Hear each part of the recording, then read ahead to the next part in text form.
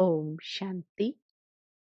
12 अगस्त 2020 बाबा के महावाक्य। मीठे बच्चे, तुम आसुरी मत पर चलने से दर बदर हो गए। अब ईश्वरीय मत पर चलो तो सुखधाम चले जाएंगे। प्रश्न: बच्चों को बाप से कौन सी उम्मीद रखनी है, कौन सी नहीं?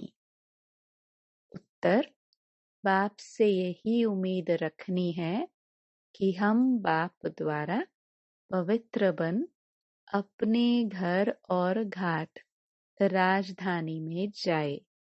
बाबा कहते हैं, बच्चे, मेरे में यह उम्मीद नहीं रखो कि फलाना बीमार है, आशीर्वाद मिले। यहाँ कृपा व आशीर्वाद की बात ही नहीं है। मैं तो आया हूँ तुम बच्चों को पतित से पावन बनाने। अब मैं तुमको ऐसे कर्म सिखलाता हूँ जो विकर्म न बने। गीत: आज नहीं तो कल बिखरेंगे यह बादल। ओम शांति। रूहानी बच्चों ने गीत सुना। बच्चे जानते हैं अब घर चलना है। बाप आए हैं लेने के लिए। यह याद भी तब रहेगी जब आत्म अभिमानी होंगे। देह अभिमान में होंगे तो याद भी नहीं रहेगी। बच्चे जानते हैं बाबा मुसाफिर होकर आया है। तुम भी मुसाफिर होकर आए थे। अब अपने घर को भूल गए हो। फिर बाप ने घर याद दिलाया है और रोज रोज समझाते हैं। जब तक सतो प्रधान नहीं बने हो तो चल नहीं सकेंगे। बच्चे समझते हैं बाबा तो ठीक कहते हैं। बाप भी बच्चों को जो श्रीमत देते हैं तो सपूत बच्चे उस पर चल पड़ते हैं। इस समय और तो कोई ऐसा बाप नहीं जो अच्छी मत देवे, इसलिए दर बदर हो पड़े हैं। श्रीमत देने वाला एक ही बाप है। उस मत पर भी कोई बच्चे नहीं चलते। वंदर है। लौकिक बाप की मत पर चल पड़ते हैं। वह है आसुरी मत। यह भी तो ड्रामा, परंतु बच्चों को समझाते हैं, तुमने आसुरी मत पर चल इस गति को पा लिया है। अब ईश्वर मत पर चलने से तुम सुखधाम में चले जाएंगे। वह है बेहद का वर्षा। रोज समझाते हैं तो बच्चों को कितना हर्षित रहना चाहिए। सबको यहाँ तो नहीं बिठा सकते, घर में रहकर भी याद करना है। अभी पाठ पूरा होने का है, अब वापस घर चलना है। मनुष्य कितना भूले हुए हैं, कहाँ जाता है ना। यह तो अपना घर घाट ही भूल गए हैं। अब बाप कहते हैं, घर को भी याद करो, अपनी राजधानी भी याद करो। अभी पाठ पूरा होने का है, अब वापस घर चलना है। क्या तुम भूल गए हो? तुम बच्चे कह सकते हो, बाबा ड्रामानुसार हमारा पाठ ही ऐसा है जो हम घर बार को भूल एकदम भटक रहे हैं। भारतवासी ही अपना श्रेष्ठ धर्म कर्म को भूलकर दैवी धर्म भ्रष्ट, दैवी कर्म भ्रष्ट हो पड़े हैं। अभी बाप ने सावधानी दी है, तुम्हारा धर्म कर्म तो यह था। वहाँ तुम जो कर्म करते थे वह अकर्म होता था। कर्म अकर्म विकर्म की गति बाप ने ही तुम्हें समझाई है। सतयुग में कर्म अकर्म हो जाते हैं। रावण राज्य में कर्म विकर्म होते हैं। अभी बाप आया हुआ है धर्म श्रेष्ठ कर्म श्रेष्ठ बनाने। तो अब श्रीमत पर कर्म श्रेष्ठ करना चाहिए। कोई भ्रष्ट कर्म करके किसको दुख नहीं देना चाहिए। ईश्वरीय बच्चों का यह काम नहीं है। जो डायरेक्शन मिलते हैं उस पर चलना है। दैवी गुण धारण करने हैं।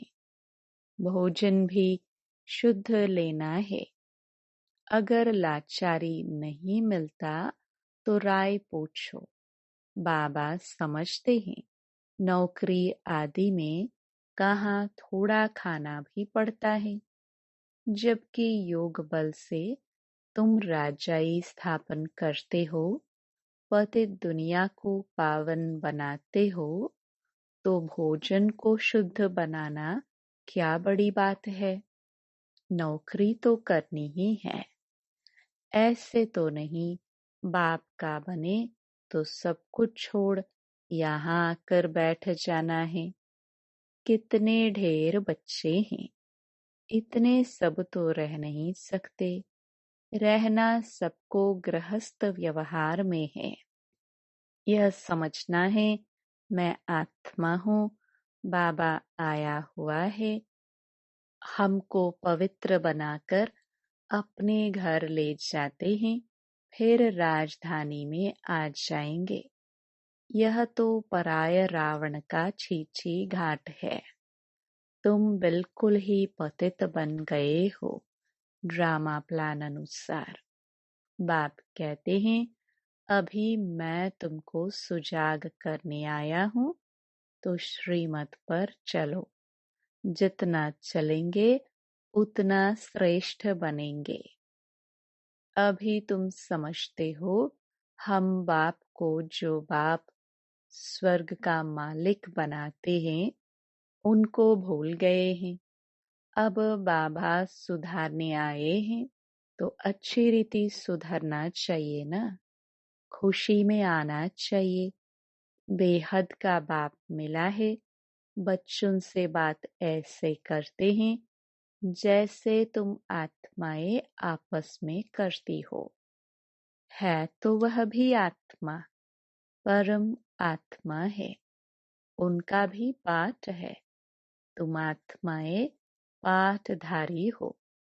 ऊंच ते ऊंच से लेकर नीच ते नीच का पाठ है। भक्ति मार्ग में मनुष्य गाते हैं, ईश्वर ही सब कुछ करते हैं। बाप कहते हैं मेरा ऐसा पाठ थोड़े ही है जो बीमार को अच्छा कर दूं। हमारा पाठ है रास्ता बताना कि तुम पवित्र कैसे बनो। पवित्र बनने से ही तुम घर में भी जा सकेंगे, राजधानी में भी जा सकेंगे। और कोई उम्मीद मत रखो फलाना बीमार है आशीर्वाद मिले। नहीं, आशीर्वाद कृपा आदि की बात मेरे पास कुछ भी नहीं। उसके लिए साधु संतों आदि के पास जाओ। तुम हमको बुलाते ही हो कि हे पतित पावन आओ, आकर हमको पावन बनाओ, पावन दुनिया में ले चलो। तो बाप पूछते हैं मैं तुमको विषय सागर से निकाल पार ले जाता हूँ, फिर तुम विषय सागर में क्यों फंस जाते हो। भक्ति मार्ग में तुम्हारा यह हाल हुआ है। ज्ञान भक्ति तुम्हारे लिए है। सन्यासी लोग भी कहते हैं ज्ञान भक्ति और वैराग्य, परंतु उनका अर्थ वह नहीं समझते। अब तुम्हारी बुद्धि में है ज्ञान, भक्ति, बाद में वैराग्य। तो बेहद का वैराग्य सिखलाने वाला चाहिए। बाप ने समझाया था यह कब्रिस्तान है, इनके बाद परस्तान बनना है। वहाँ हर कर्म अकर्म होता है।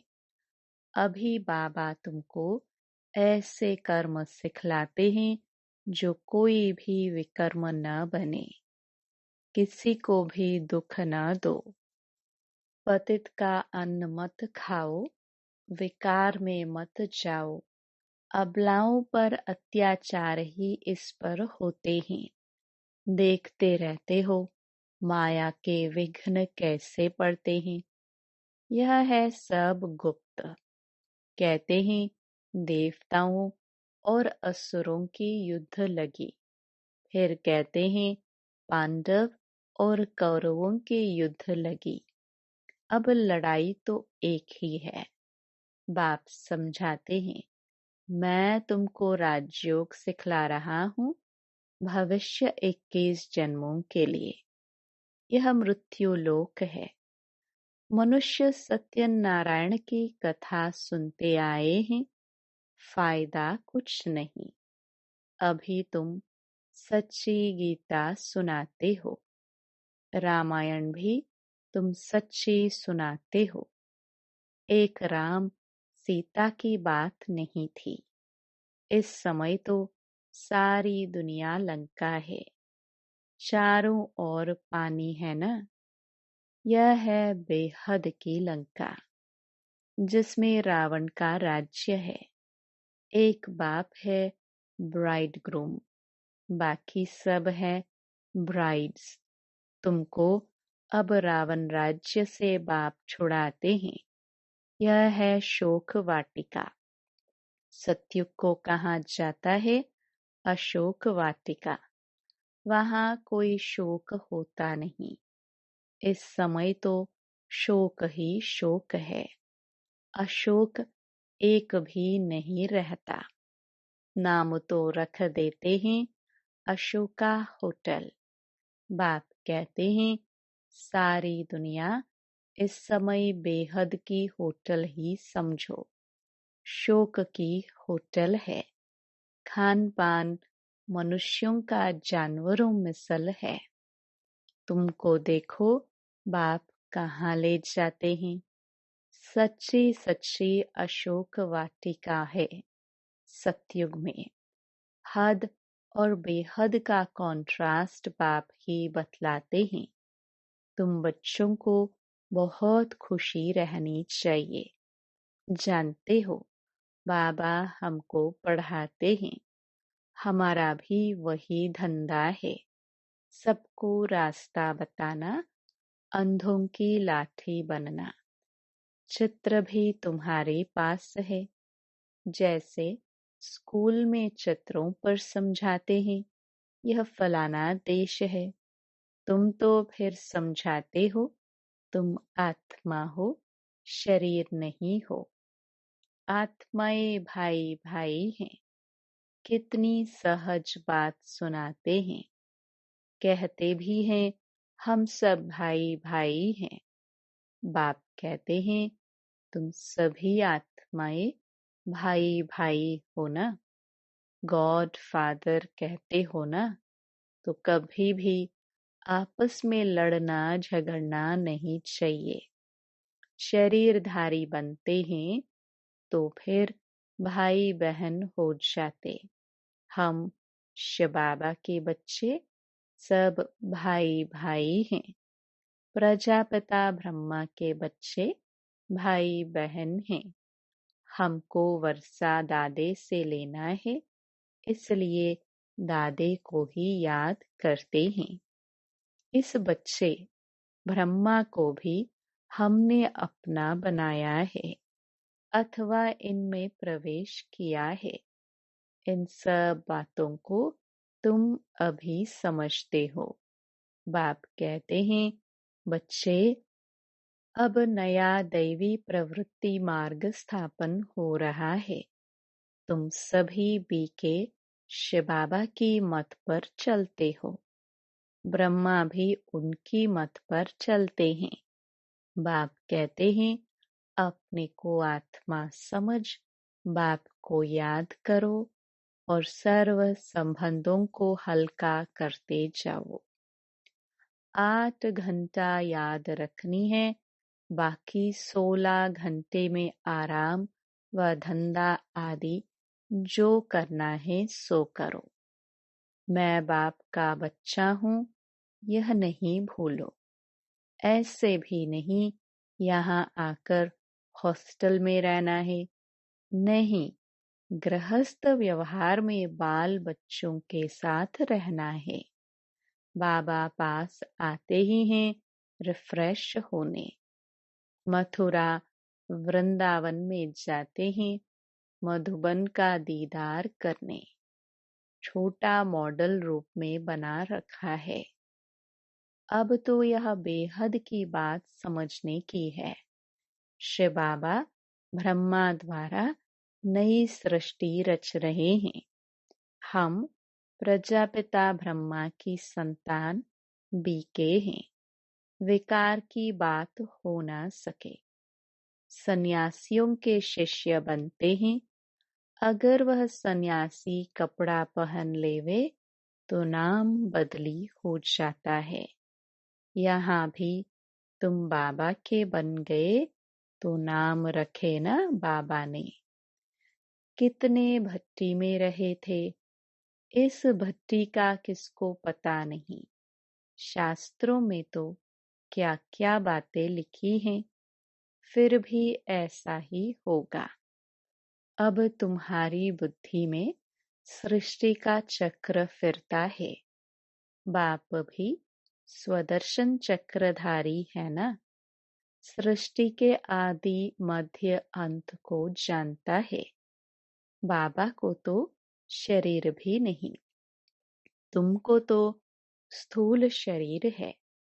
वह है ही परम आत्मा।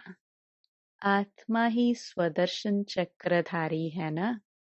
अब आत्माओं को अलंकार कैसे दिए जाए, समझ की बात है ना। यह कितनी महीन बातें हैं। बाप कहते हैं वास्तव में मैं हूँ स्वदर्शन चक्रधारी। तुम जानते हो आत्मा में सारे सृष्टि चक्र का ज्ञान आ जाता। बाबा भी परम धाम में रहने वाला है, हम भी वहाँ के रहने वाले हैं। बाप आकर अपना परिचय देते हैं।